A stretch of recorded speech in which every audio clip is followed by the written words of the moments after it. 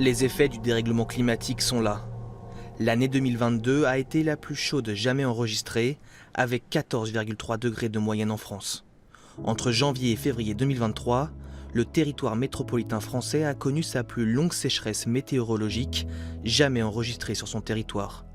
Il n'a pas plu pendant 32 jours de suite. Je pense qu'on n'a plus le choix en fait. C'est-à-dire que si on ne s'adapte pas aujourd'hui, ce sera des drames demain. Des drames pour l'accès à l'eau. Cette sécheresse met à rude épreuve l'état des nappes phréatiques. Elles sont pourtant le plus gros réservoir d'eau potable de notre planète. Mais alors comment s'adapter? Avec des aléas climatiques de plus en plus importants, la gestion de l'eau et les conflits d'usage qui y sont liés s'annoncent épineux.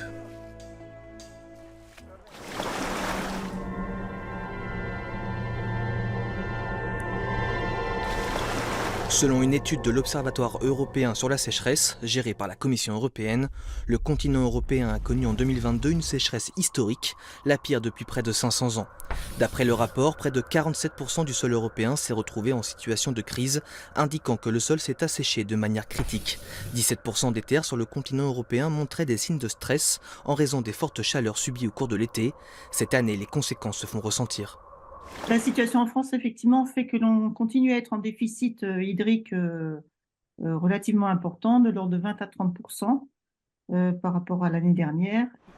Pour l'instant, malgré les pluies relativement intenses de ces dernières semaines en France, le déficit lié à la sécheresse pourrait ne pas être couvert. La faute à des précipitations plus faibles, notamment en période estivale, une conséquence directe du dérèglement climatique. Le changement climatique a une influence beaucoup plus marquée et beaucoup plus évidente sur les saisons printanières et estivales, avec une hausse des températures et aussi une pluviométrie plus faible lors de ces saisons-là. Le problème, selon l'Observatoire européen sur la sécheresse, est également profond pour plusieurs régions d'Europe, comme en Espagne et dans le nord de l'Italie. D'autres pays d'Europe de l'Est souffreraient aussi de déficit en eau.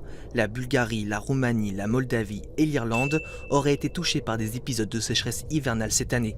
Une problématique mondiale aux lourdes conséquences, notamment pour l'agriculture. Les conséquences, elles sont multiples, mais elles sont un arrêt de la pousse des différentes cultures, donc des productions amoindries, donc des revenus également amoindris pour les paysannes et les paysans. C'est des difficultés par rapport à l'alimentation du bétail. L'eau, en tant que ressource, est impactée par les conséquences du dérèglement climatique. On observe peut-être une légère baisse des précipitations, mais surtout une forte augmentation de ce qu'on appelle l'évapotranspiration, donc l'évaporation et la transpiration par les plantes, liées assez mécaniquement à la hausse des températures, hein. Et donc ces deux phénomènes combinés entraînent une baisse de l'eau disponible, non pas uniquement à cause de la baisse des précipitations, mais vraiment l'effet combiné de la baisse des précipitations, donc l'eau qui arrive, et l'évapotranspiration, donc l'eau qui sort, qui est de plus en plus importante.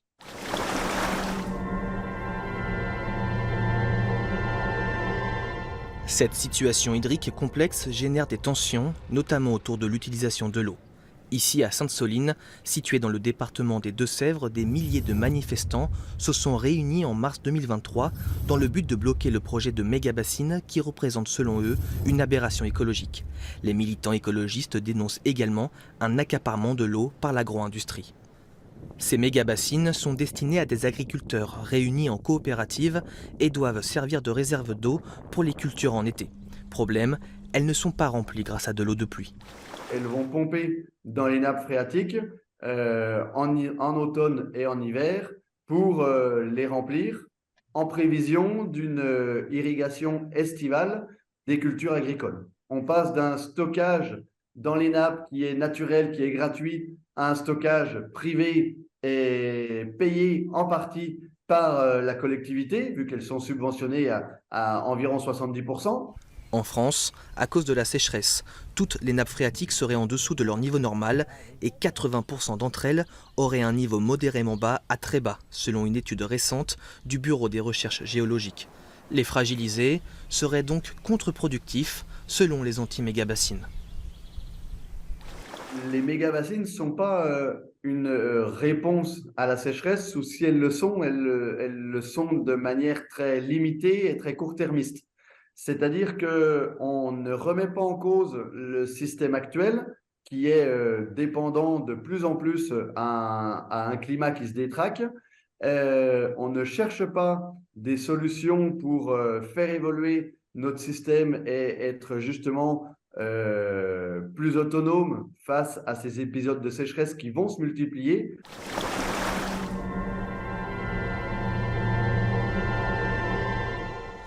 Pour mieux s'adapter justement, les agriculteurs favorisent certaines semences et cultures moins gourmandes en eau, ou encore des céréales comme le sorgho, une plante particulièrement résistante à la sécheresse. Mais il existe d'autres alternatives, conseillées notamment par le GIEC dans son rapport de synthèse publié en mars 2023 pour économiser l'eau. Alors en fait, les alternatives, il y en a de plusieurs types. Alors effectivement, il va y avoir un recours plus massif à l'irrigation. Donc ce qu'il faut faire, c'est d'augmenter vraiment l'infiltration de l'eau dans les sols partout où c'est possible. Et même là, on a un très bel exemple actuellement en Espagne, qui sont en train de remettre tous les systèmes d'irrigation qui avaient été construits par les Arabes au XIe et XIIe siècle, justement pour augmenter significativement le parcours de l'eau dans les territoires. La réutilisation des eaux usées représenterait également une solution d'avenir pour économiser l'eau et s'adapter au changement climatique.